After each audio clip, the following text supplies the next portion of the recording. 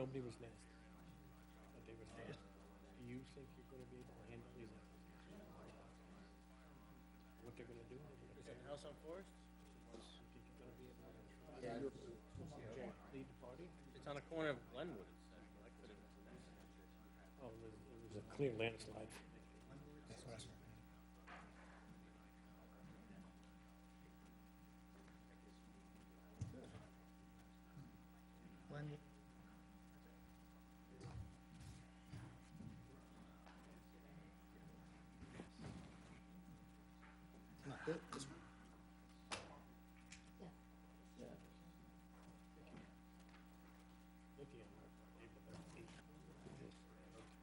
This has to be wrong. This is saying 14.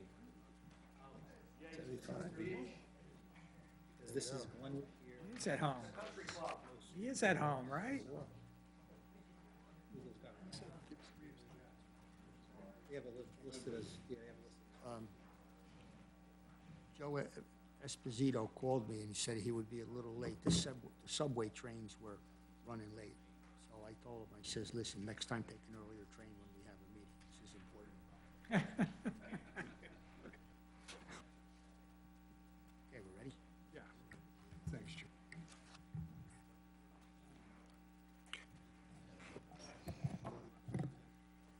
Good evening, ladies and gentlemen. Welcome to the Board of Adjustment meeting for March 27th, 2019. Will everyone please stand for a salute to the flag?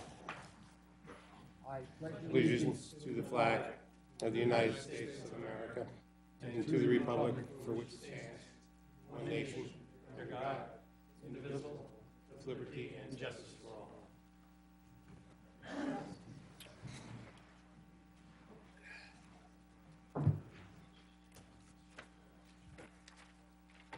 Notice of this meeting has been satisfied in accordance with Chapter 231 PL 1975 by advertising in the Home News Tribune, notifying the Sentinel Publishing Company and the Star Ledger, and also posting on the bulletin board and filing with the Borough Clerk. Roll call. Mr. Green? Here. Mr. Henry? Here. Mr. Krasinski? Here. Ms. Cotillo? Mr. Corrigan? Here. Mr. Emma? Here. Mr. Savelli? Here. Mr. Esposito? Mr. Foley? Here. Mr. Kemp? Here. Mr. Barry? Here. Mr. Cornell? We have a quorum. Okay, the first order of business will be application 1904, Tina Miller, 14 Forest Avenue. Good evening, Ms. Miller. Just need to swear you in, ma'am. You swear affirm to tell the truth, the whole truth, and nothing but the truth? I do. And give us your name, spell your last name. Sure. Tina Miller, M-I-L-L-E-R. Okay, this is rather informal, so just tell the board why you're here, what you want to do on your property. Okay. Currently, I have a fence put up according to code, which is 15 feet in from my property line, because I'm on a corner lot. However, I'm really looking to just use my backyard, and since it only gives me 10 feet from my house, it's kind of like a small little walkway. I was hoping to put maybe a child's plaything in the future, just so I can have more space, because I can't really use that area now. So I'm trying to expand out another 10 feet.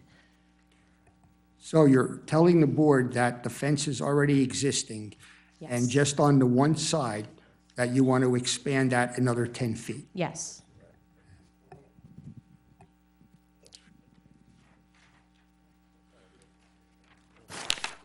Any members of the board want to see the picture of exactly what she's talking about? I have it here.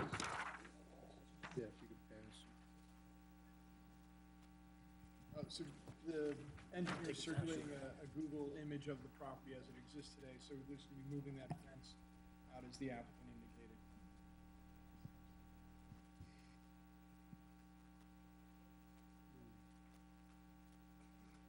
Which you want to go out the back way? On the side. The street, okay.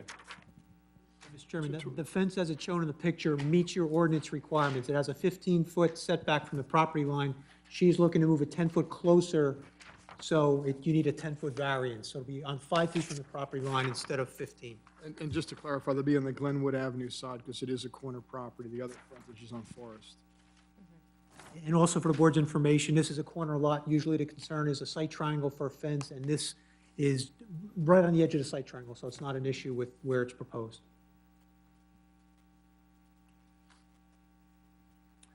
Board have any questions? It'll be the same type of fence as shown in the drawing? Exactly the same fence, just pushed out. And that's how high? It's a 6-foot 6 foot? PVC fence, yeah.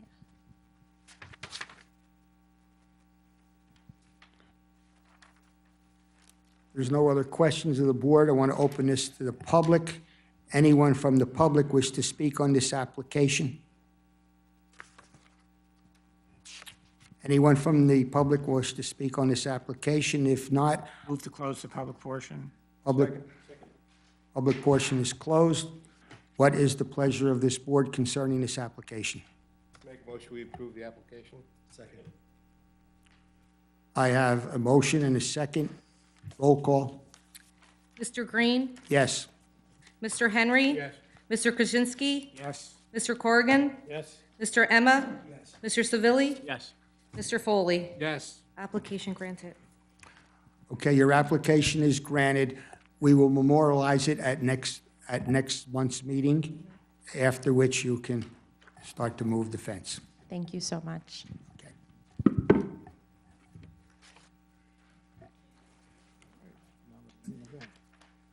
The next application is case number 1902, T-Mobile Northeast LLC, Raritan Street.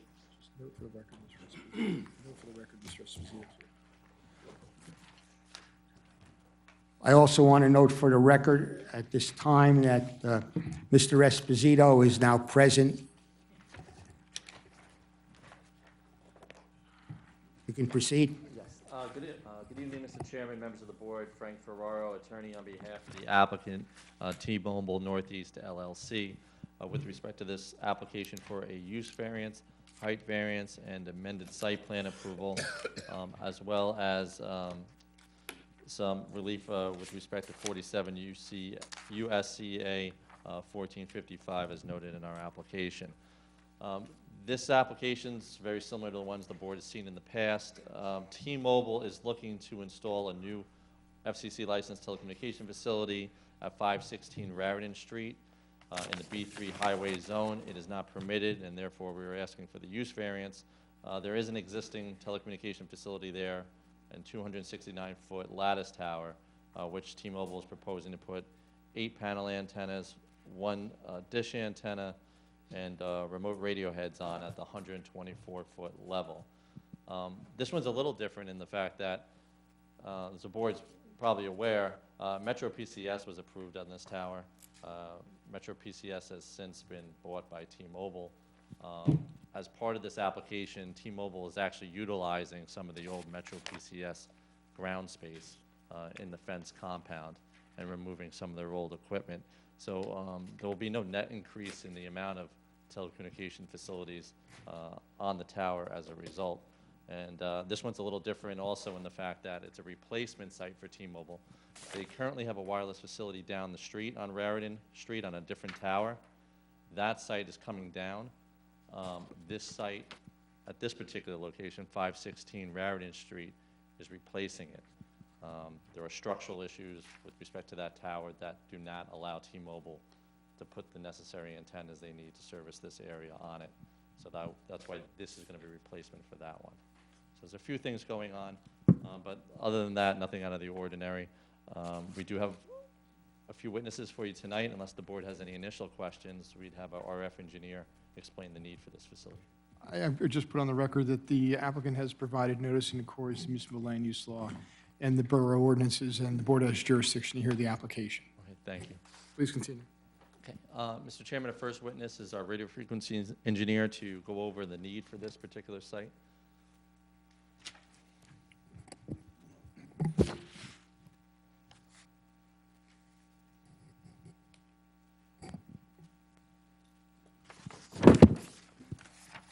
Good evening, sir. Just need to swear you in. You swear affirm to tell the truth, the whole truth, and nothing but the truth? I do. Please give us your name, spell your last name for the record. Benjamin Blankstein, Blankstein. Thank you. Please continue. Thank you. And, Mr. Blankstein, could you please give us your business Second affiliation microphone. as well as your background and microphone. qualifications? Yeah, they got to get close to that one. The other wireless should be working. Just give it. Test. There you go. The one on the podium you have to get close to. It's odd. And Mr. Blankstein, if you would, I believe that's been colorized since what was submitted. Yes. Yeah, so we just marked that A1 with tonight's date, and then just gives a general idea what the exhibit is before you get in your detailed testimony. That'd be appreciated.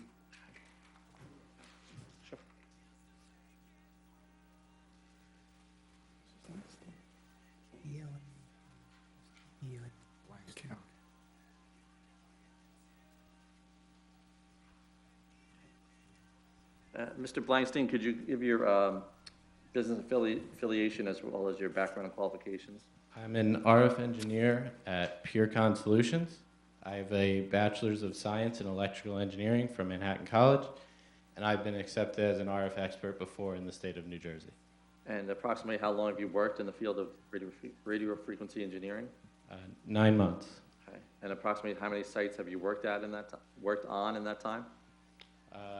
Multiple dozens of sites, almost 100. I make a motion that we accept his credentials. Second? Proceed. Thank you, Mr. Chairman. So, Mr. Blankstein, the exhibits you're about to testify to were either prepared by you or under your supervision, is that correct? Yes.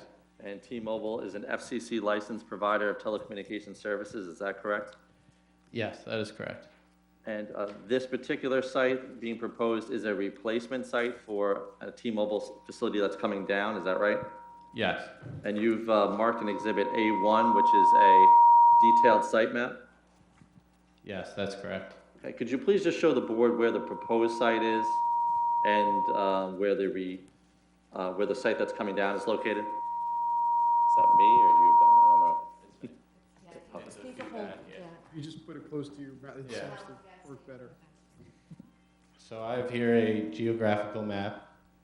As you can see, the site that'll be replaced is represented in brown.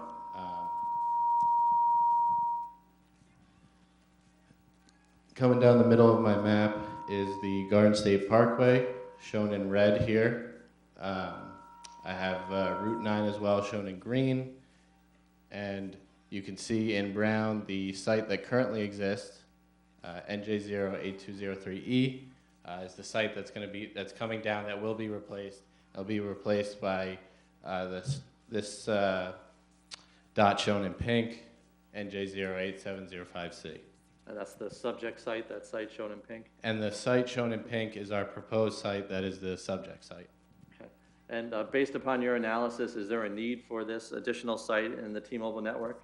Yes, so I have marked here, you can see in yellow, the sectors of the existing sites, and the yellow represents the sites that are currently exhausted.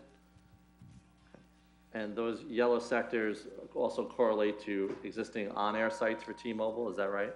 Yes, so shown in purple here are the existing sites in the area that T-Mobile has. And the subject site is somewhat centrally located between all those sites, is that right? Yes, so it is centrally located, and as you can see, the exhausted sectors, except for one here, are pointing towards our proposed site. And approximately how many sites is this new site going to offload and provide capacity to? 4 sites, and we have the 5th that'll be replaced, but 4 existing sites are going to have a relief in capacity. So will this site also need to replace the coverage that's currently being provided by, 08203? Yes, that is correct. And have you prepared capacity graphs demonstrating the need for this additional site in the area? Yes, I have graphs as well to show the capacity of the existing sites. All right. As you identify them, I'll mark them for the record.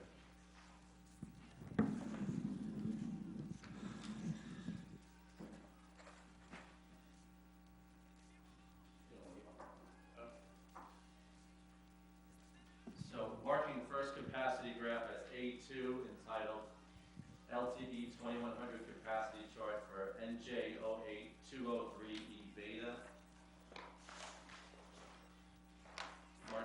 A3, capacity chart for NJ0852LC alpha.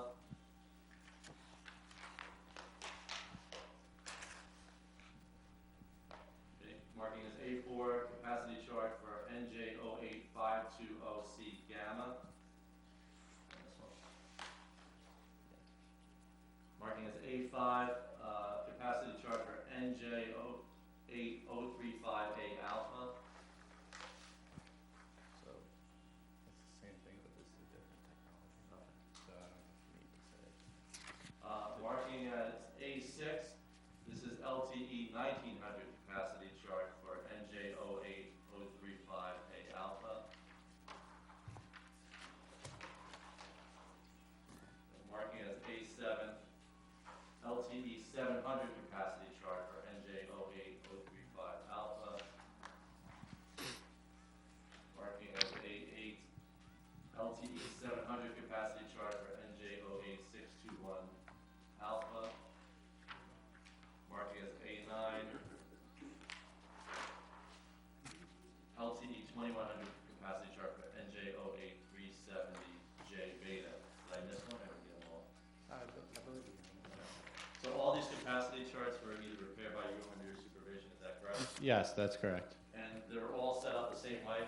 Yeah, so they're all set up the same way with the horizontal. You'll see the daily busy hour. This gives the actual date of when our data occurred, and on our vertical axis, you have the percent utilization. On the graph, you can see two different lines. Marked in red is 70%, which is the level at which we consider a sector to be exhausted. And the yellow gold here is the actual percent utilization. You can see for this site, NJ08203E, this is the beta sector, and the technology used is the 2100 frequency band.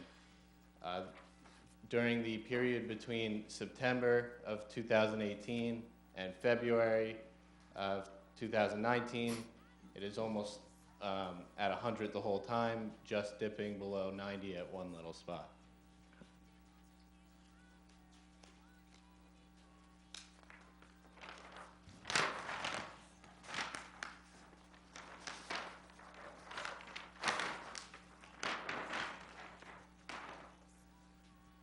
So the graph will stay the same, and all of these graphs represent the exhausted sectors that were shown previously on the detailed site map in yellow, and this is the actual data showing this graph. So A3 is showing? A3 is showing NJ08520C alpha in the 2100 frequency band as well. Again, we have our 70% of what we consider exhausted, and again with this sector throughout September 2nd to February 17th, it is above that 70% utilization rate. About 90%, would you say? About 90% the whole way. Okay. Moving to the next exhibit.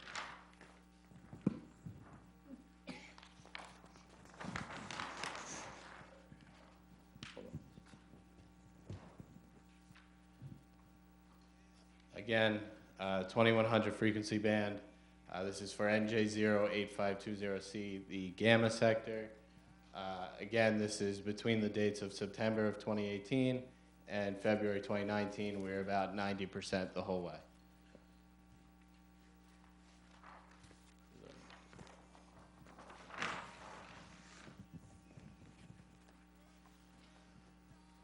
This is for NJ08335A, the alpha sector, the 2100 frequency band.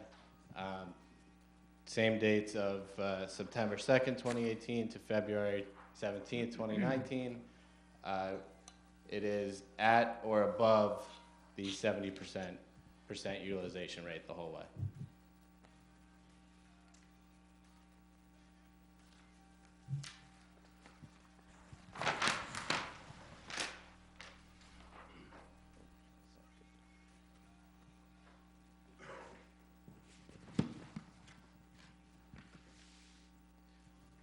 On this graph, we have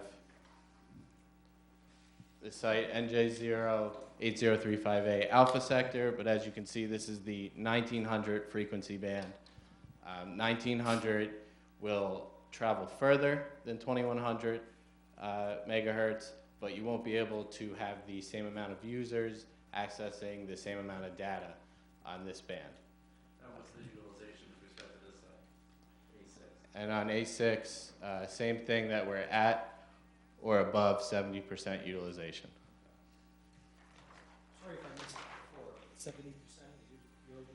So, Usually, so the reason for that is you have to go through the process of coming to a board, getting approved, building the site. So you don't want to wait until you're already at 100%. Usually you want to, at 70, you know you're probably going to get more. You want to start the process of starting to replace for that exhausted sector. And so that's why. But unfortunately, a lot of these sectors are already above 70%. Yeah, and especially in this case, most of these sectors are already almost at 100, but all above, at or above 70% utilization. With respect to A7, A7, this is for NJ08035A alpha sector, and this is the 700 megahertz frequency band. Again, this will travel further than 2100, further than 1900, but you won't be able to support the same amount of users and support the same amount of data for those users. and utilization. And again, percent utilization at or above 70%. And A8, This is NJ08621B alpha, and this is the 700 megahertz frequency band. and what's the utilization look like? And this utilization, as you can see, is slowly rising and starting to hit about 70%, so we want to make sure that we can replace this before it does reach any further exhaustion. And then finally, A9, Finally, we have NJ08370J beta sector, and this is, again, this is 2100 megahertz frequency band, and this is at or above 70% utilization. and as you indicated, many of these are approaching the 90 to 100% utilization. Yes, that's correct. And in your professional opinion, is that an acceptable level for for this particular network? No, when you hit 70%, we want to make sure that we relieve that capacity issue that exists for these sectors. If you don't relieve the capacity, could it lead to unreliable service in the area? Yeah, you'll experience a slowdown or loss in your throughput. So your data and voice, when you are on your phone and you're trying to go on the internet and it's not loading, that's what you're experiencing. So this new site, in your opinion, will alleviate that capacity deficiency? Yes. And then this new site will also alleviate the coverage gap, is that right? Yes, this site adds a fourth sector from the site that it's replacing, and because of the sectors being exhausted around our site, being 4 sites around the proposed location, we want to add that fourth sector to make sure we cover all the areas. Since T-Mobile is taking down a site, will that leave a gap in coverage if this new site doesn't provide service? Yes, you would want to replace the coverage that will no longer exist with this new proposed site.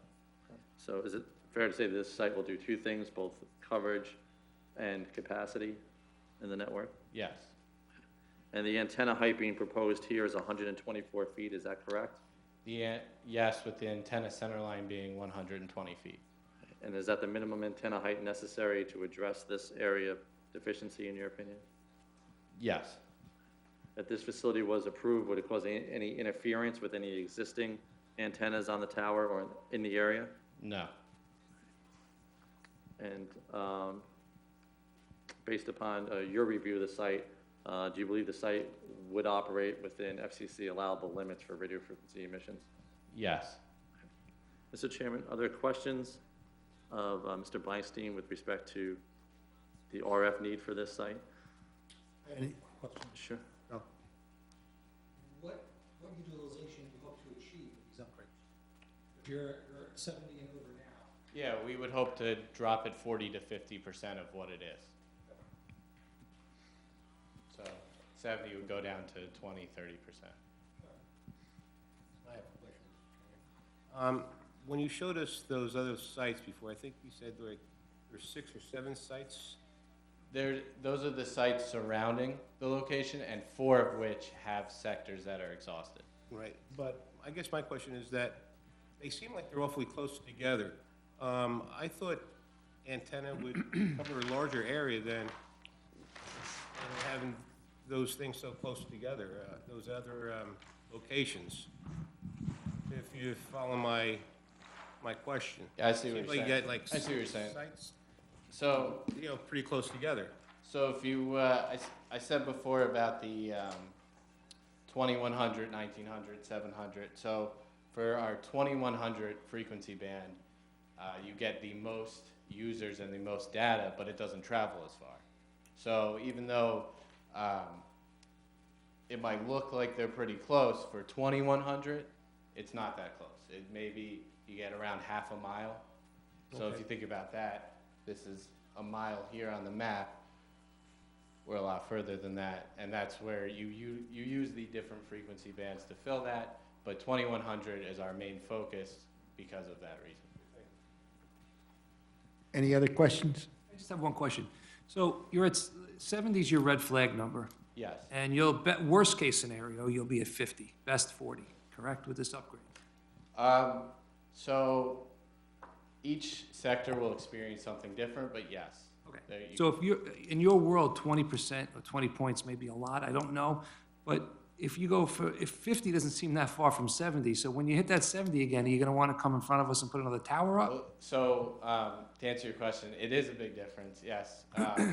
Because if you think about the amount of people, you're not going to experience a population growth of 20% in that quickly. So, yes, in the future, if sectors are exhausted, we would have to come back, but this should help us so that we don't want to come back.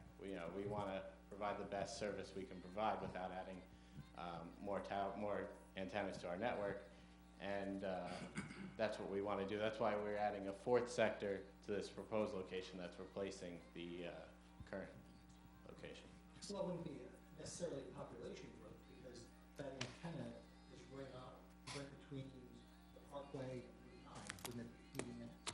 Yeah, I just mean that because when we talk about percent utilization, we're talking about 2 things: the people using the antenna and the data they're using. So I mean, when you're at when you're saying 70 to 50%, so for 2100, we have 140 simultaneous users. So if you have more people using it, that's what you're seeing with the percent utilization. And so the chances of more people coming through than what's normally coming through might not change that much. Might not be a 20 to 40% jump that the board was asking before. If that makes sense. more data than phone calls? It's voice and data together. Mr. Chairman, I have a question. I may have missed this, but you're taking one tower down, or the equipment on one tower down, and you're putting up equipment on a second tower. So that doesn't seem like you're adding anything to me. What is the new equipment have more capacity? Is that what it is? Can you explain that simply? Sure. Simply? Well, yeah. Don't get too technical. I can answer, sure. Yeah, so, should I get this right? The current location, it has 2100 technology,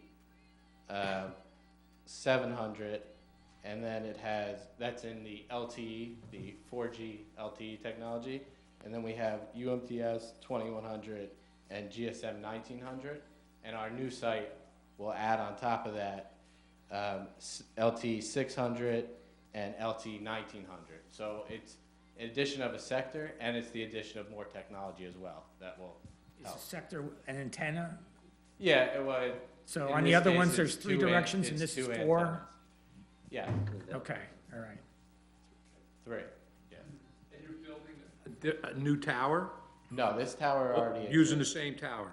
Just It's different not, heights? it's not the same tower of this brown location, it's being moved across the street to a tower that already exists. So they're both existing They're both towers. existing towers. No new towers. One's a transmission line tower. There's, No, Just, yeah. well, there's multiple users on each tower, right? correct. Right. So on the new tower for you, obviously there's space for your equipment on the tower, antennas. Correct. And as I indicated before in my opening, Metro PCS was already approved by this board, I think, 9 years ago to go on that tower. Metro is now being pretty much decommissioned because they were bought by T-Mobile. So in a way, T-Mobile is utilizing, on the ground at least, the old T-Mobile concrete pad and equipment location at this new site. So on the new tower, there will be more antennas than now, or just basically the same number of antennas as now?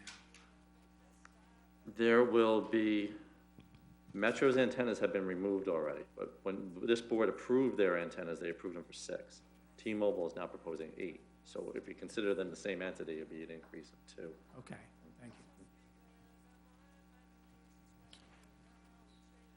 Any other questions?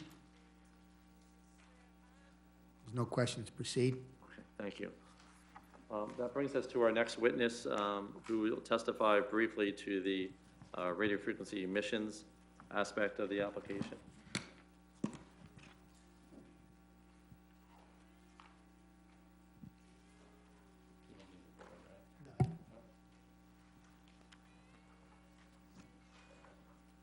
We'll have you sworn. Good evening, sir. Just need to swear you in. You swear affirm to tell the truth, the whole truth, and nothing but the truth? I do. And please give us your name, spell your last name for the record. My name is Adam Piombino, Piombino. Thank you. Please continue. Okay. Mr. Piombino, could you please review your background and qualifications and business affiliation for the board? Yes, I have an undergraduate degree from the University of Delaware and a master's in environmental science from Montclair University. I work for EBI Consulting for the past 5 years. My position is an RF EME technician, and I work in several different capacities, physically inspecting sites and taking readings with a monitor, modeling sites based on specifications, virtually modeling them, and then doing any remediation on sites that are over the FCC limits. Okay. And have you testified before boards in the state of New Jersey previously? Yes, I have. And have you been accepted as an expert in radio frequency emissions? Yes, I have. Make a motion that his credentials be accepted. Second? Thank you, Mr. Jones. Proceed.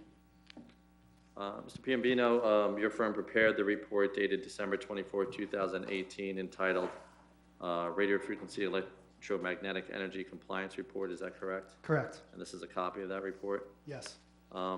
Based upon the analysis in this report, will the proposed facility meet all FCC emissions requirements? Yes, it will. Okay. And what would be the maximum emissions level from the site if approved?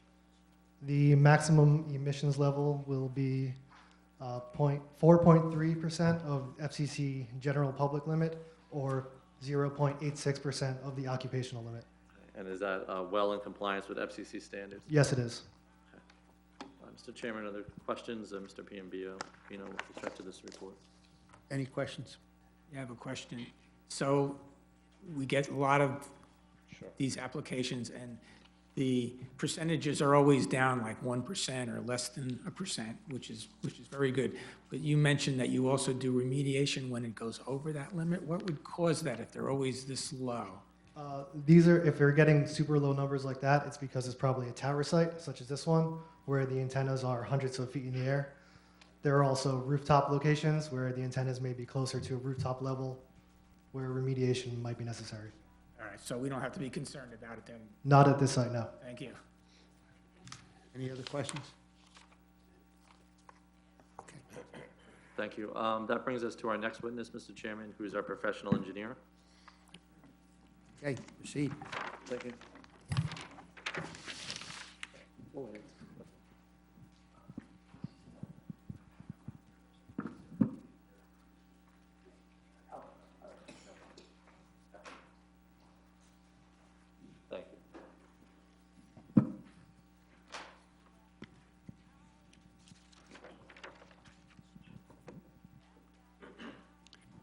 Good evening, sir. Just when you swear in, you swear affirm to tell the truth, the whole truth, and nothing but the truth? I do. Please give us your name, spell your last name for the record.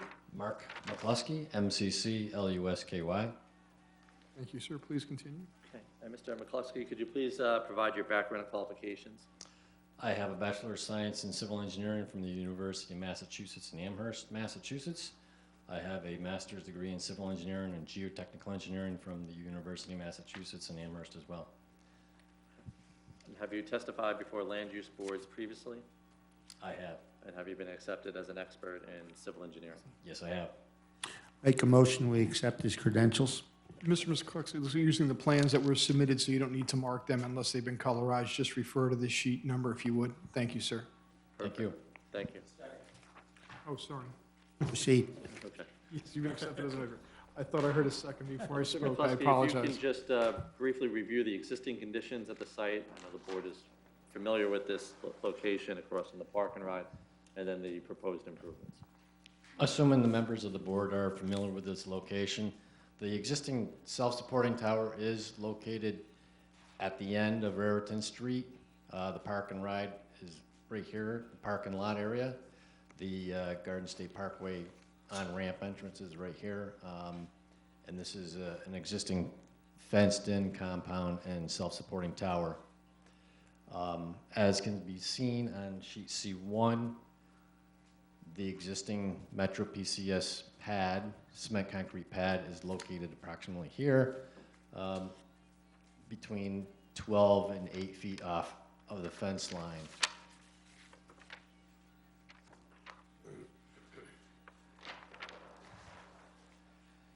On sheet A1, there is a end view photograph of the Metro PCS pad, concrete pad, power control unit, or circuit breakers and main power shutoff, and then the Metro PCS equipment on the cement concrete pad.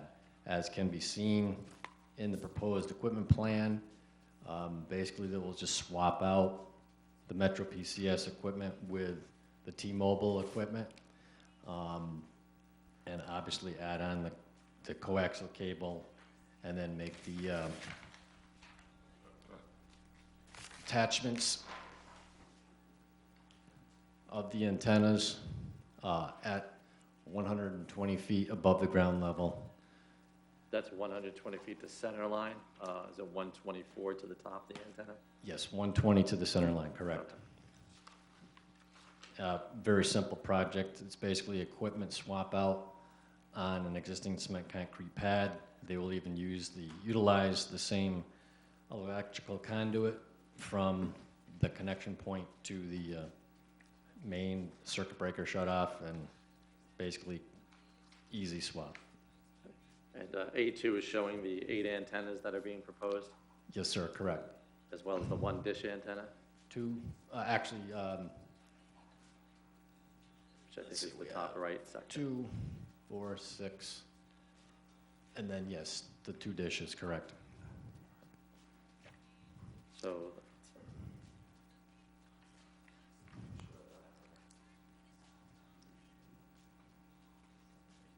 so 8 panel antennas Correct. and 1 dish antenna, correct? Yes, sir.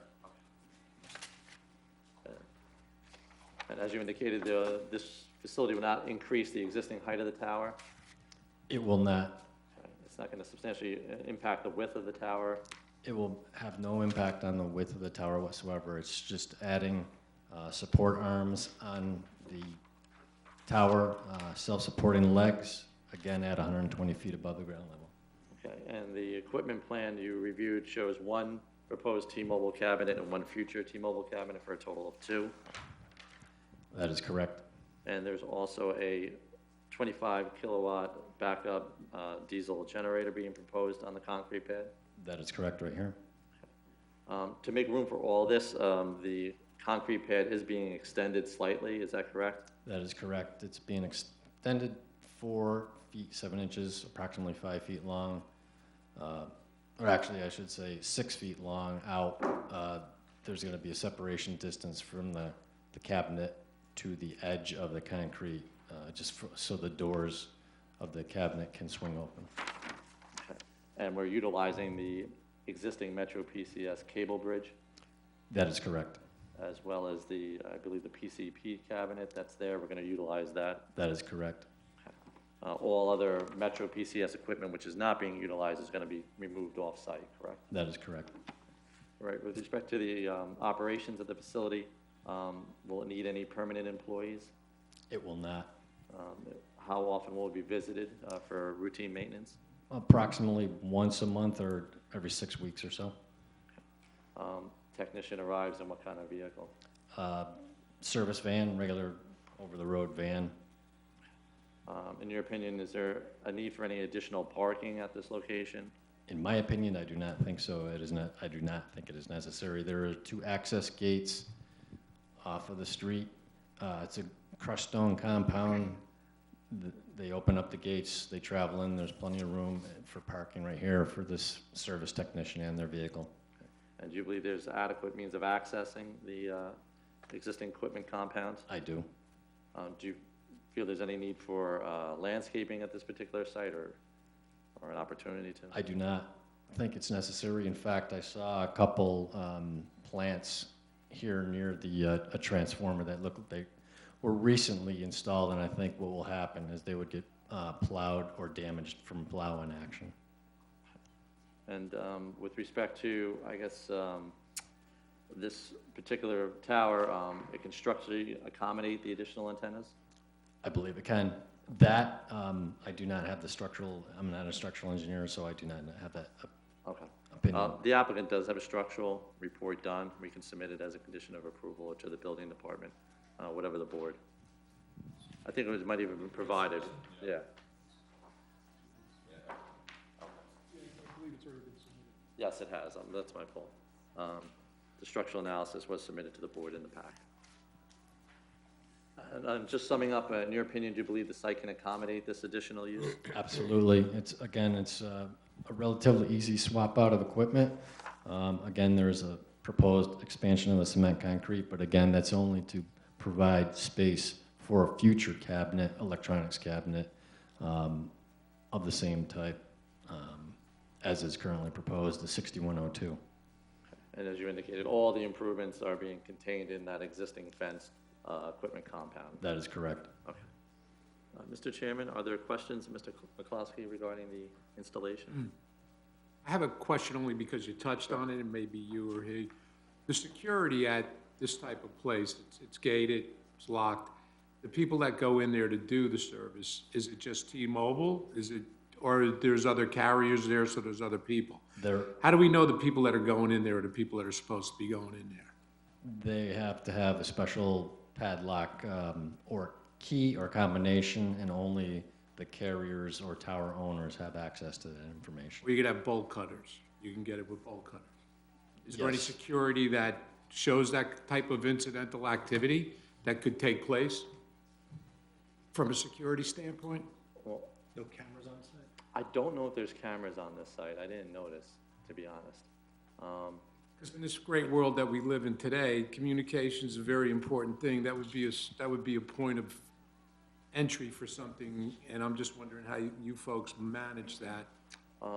These equipment cabinets by T-Mobile, and most that I've ever seen, they're in a steel enclosure, locked themselves, correct? Correct. So when you get in the fence, then you got to try to get it inside the cabinet, which are also locked in steel, correct? Correct. And then this facility is monitored on a 24/7 basis remotely, correct? That I cannot Okay. attest to. I do not know.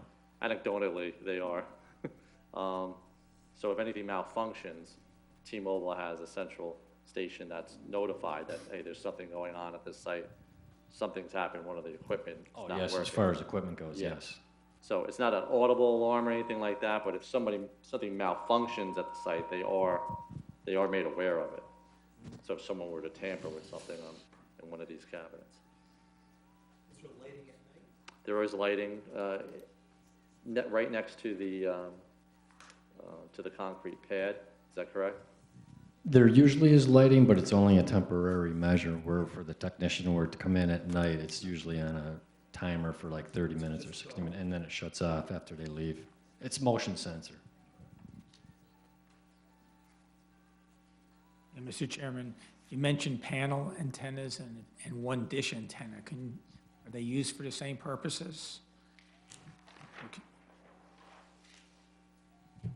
We got the RF engineer come up. One's a backhaul antenna, so their functions are different. We can have Mr. Blankstein come up, or I can give you a little explanation myself, but the panel antennas are the ones that transmit and receive the signal. The dish antenna is for backhaul to get that signal to the telephone switch in case there's not fiber there.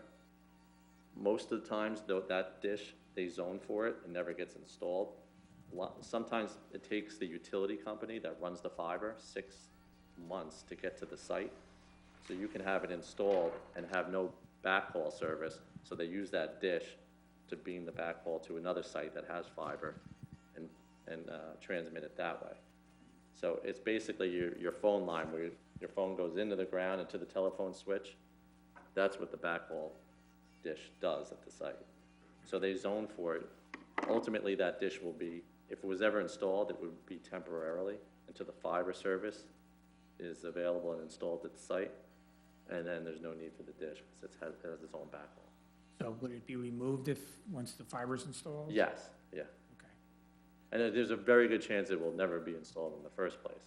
But they have had problems where they could not get fiber to sites for extended periods of time.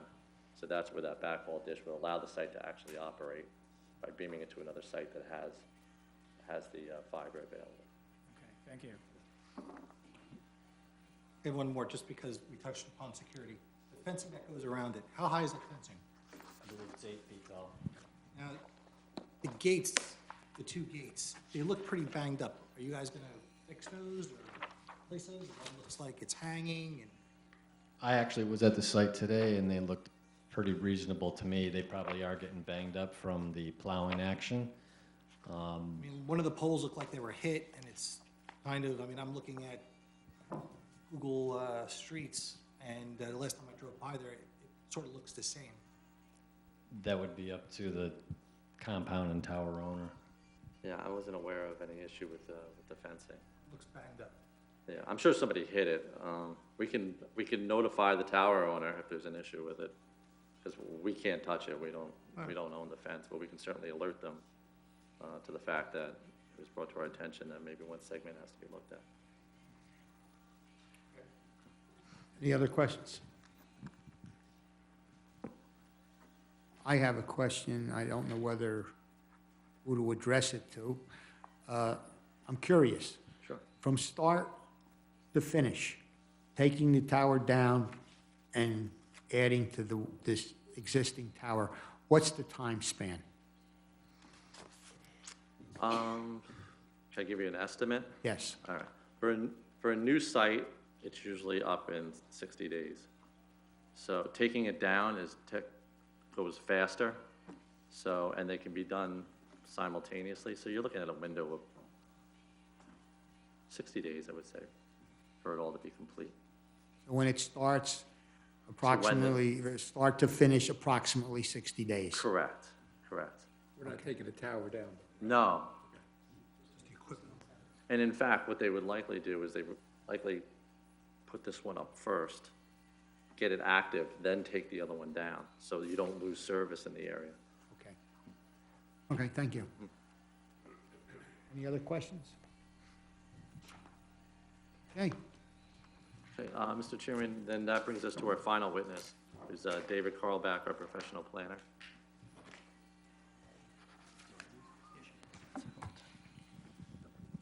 Good evening, sir. Do you swear in? Do you swear affirm to tell the truth, the whole truth, and nothing but the truth? I do. Please give us your name, spell. David Carlbach, Karlebach. Thank you. Please continue. Mr. Carlback, could you review your qualifications for the board? Yes, I have a master's degree in city and regional planning from Rutgers University. I'm a licensed professional planner, and I have been for 25 years. I previously qualified and testified before planning boards and boards of adjustment throughout the state, including this board. Make a motion, we accept his credentials. Proceed. Mr. Kralback, you've done a planning analysis of this D1 use variance application, is that correct? Yes, I have. Could you please share that analysis and your conclusions with the board? Certainly. I reviewed the borough's wireless ordinance. As it turns out, wireless facilities are permitted at one location essentially, and that's only on borough-owned property or property controlled by the municipality. They are conditionally permitted in the marine waterfront zone and in the borough's industrial zones. So since this is a B3 zone, it's neither a permitted use nor a conditionally permitted use, and that's what triggers the use variance. There is a section of the ordinance, however, it's section 26-87F2B, which talks about locating antennas on existing structures or towers. So it seems to me a different interpretation of the ordinance would render this a conditionally permitted use, but I believe the zoning officer has made a determination that a D1 variance is required, so we're going to apply for that relief.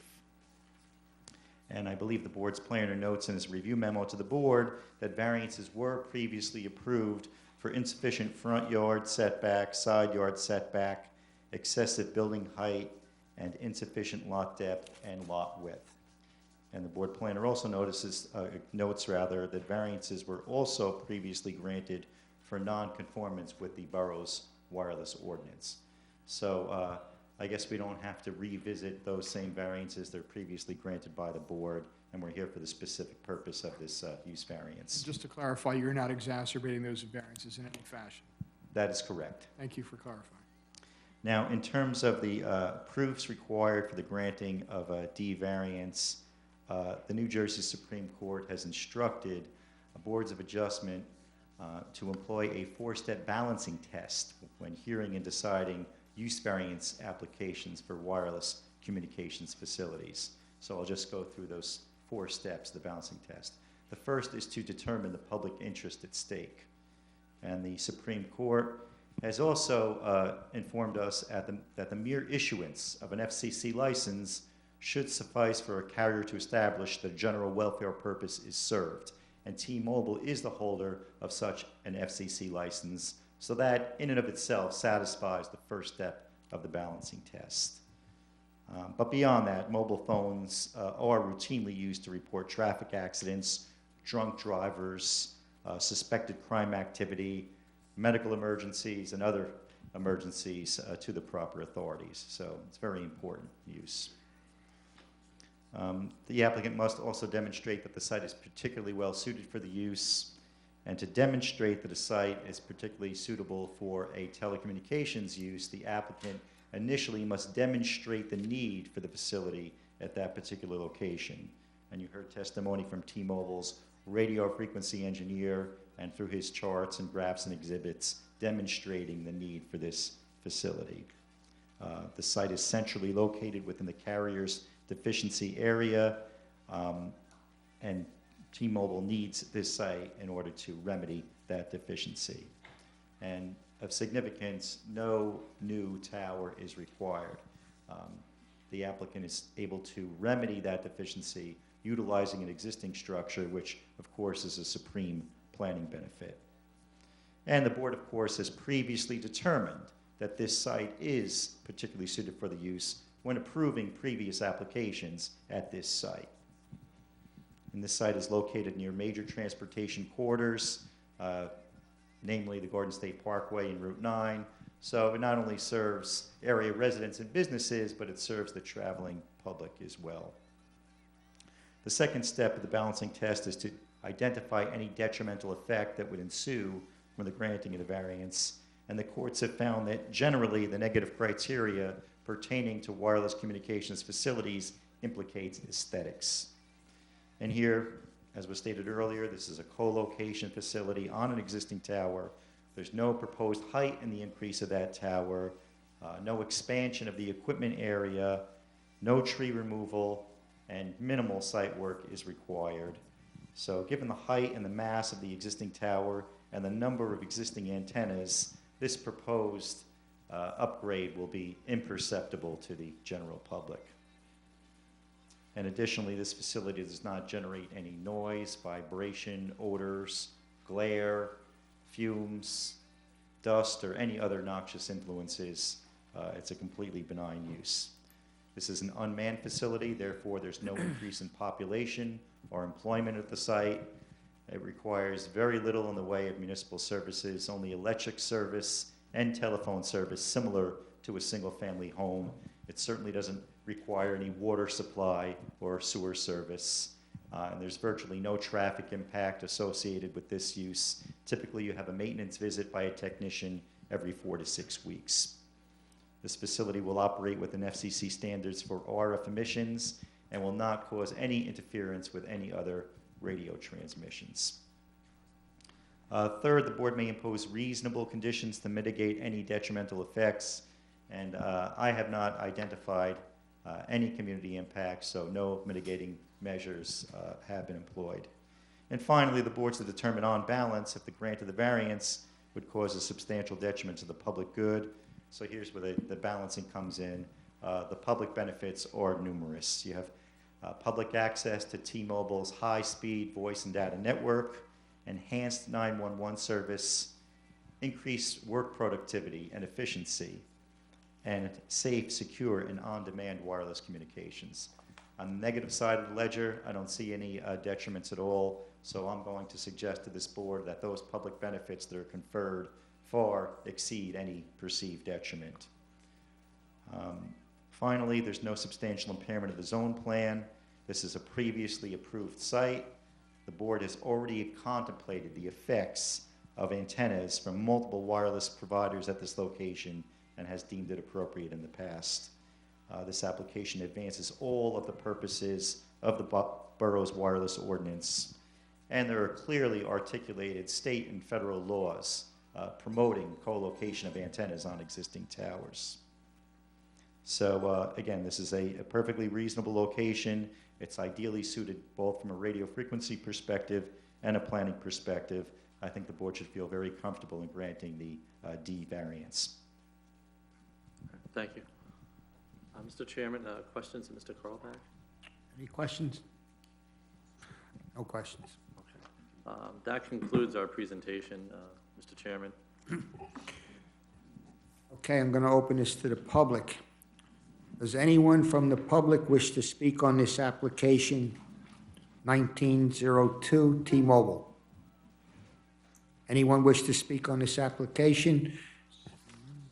Make a motion that the public portion be closed.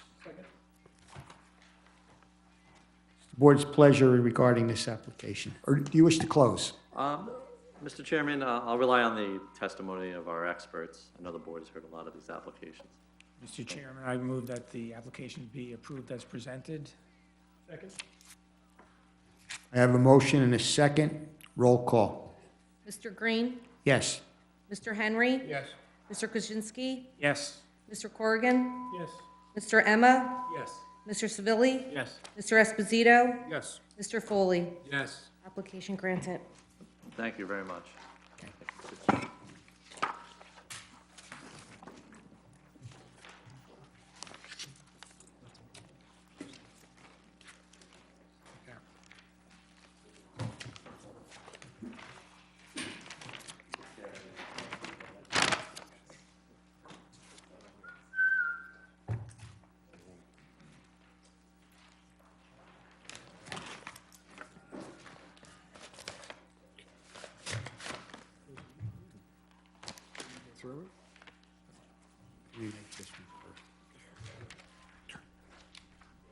Next on the agenda is the memorialization of resolutions.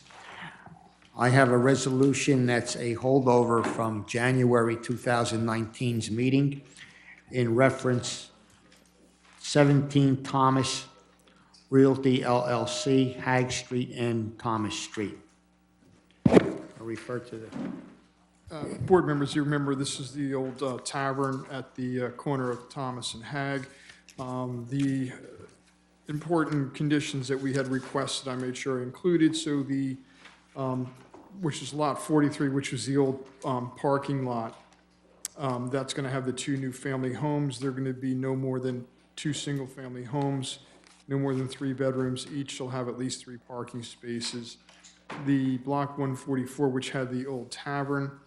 The existing single-family home will remain, not exceed 3 bedrooms, at least 2 parking spaces. The new lot will contain no more than 2 two-bedroom homes, 2 parking spaces, 1 in the garage, 1 on the street. There was a conflict between the architectural and engineering plans. One had indicated a home office. They're going to remove that.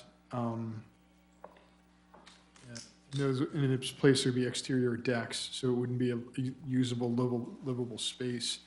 And then if they're reuse the basement, it can only be used for storage. Those are the main conditions that we put on the application. They were granted the use variance, some bulk variances, subdivision, and site plan. That's it in a general overview.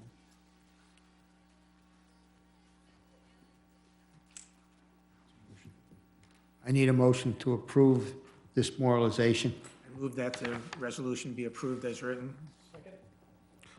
Roll call. Mr. Green? Yes. Mr. Henry? Yes. Mr. Krasinski? Yes? Mr. Corrigan? Yes. Mr. Emma? Yes. Mr. Savilli? Yes. Mr. Esposito? Yes. Mr. Foley? Yes.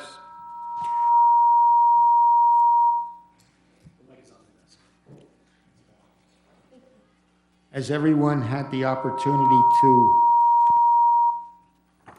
review the minutes and the reorganization meeting of January 23rd, 2019? Yes. Yes. Yes. If so, I need a motion to accept these minutes. Second? Minutes are accepted on January 23rd, 2019's meeting. Great. Is there anyone else wish to speak in reference to new business before the board? If not, need a motion to adjourn. Move to adjourn. Second. Meeting's adjourned.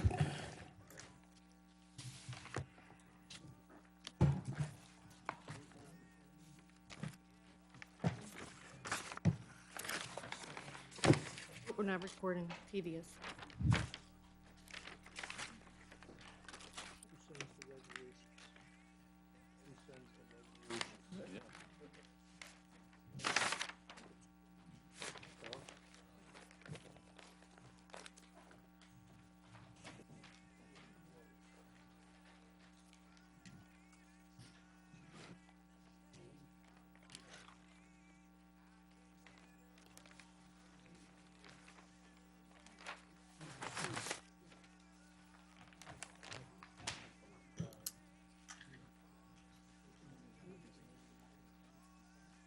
Yeah, right. I think it's gone by now. More than likely. On Sunday. Yeah. It's already Wednesday. The taverns are going down left and right this time.